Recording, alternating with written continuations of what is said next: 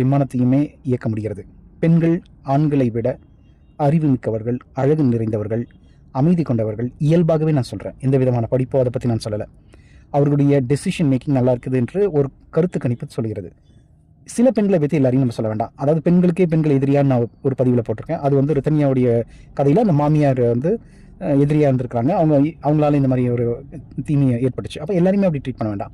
பொதுவாகவே பெண்கள் வந்து நம்ம வாழ்க்கையில் முக்கியமான பங்கு எடுக்கிறாங்க. அப்போ ஒரு ஆணாக இருக்கக்கூடிய ஒவ்வொருத்தரும் என்ன ரெஸ்பான்சிபிலிட்டி, எனக்கும் கடமை இருக்கிறது, குழந்தை வளர்ப்பில் கடமை இருக்கிறது, அவளுடைய பெண்ணுடைய உடல் ரீதியாகவும் அவளை பேணி காப்பது என்னுடைய கடமை. அதே மாதிரி அவங்க எப்படி நமக்கு உணவு கொடுக்குறாங்களோ அதே மாதிரி நம்மளும் அவர்களுக்கு உணவு உற்பத்தி செய்வதற்கு நீங்களும் வந்து சமையல் அறையில் நீங்கள் வந்து என்ன ரெஸ்பான்சிபிலிட்டிங்கிறது தெரிஞ்சுக்கணும். மேலை நாடுகளில் ரொம்ப சகஜங்க. அவரும் வந்து கணவரும் வந்து உணவு சமைப்பார். ஸோ அந்த மாதிரி நம்ம வந்துடணும்.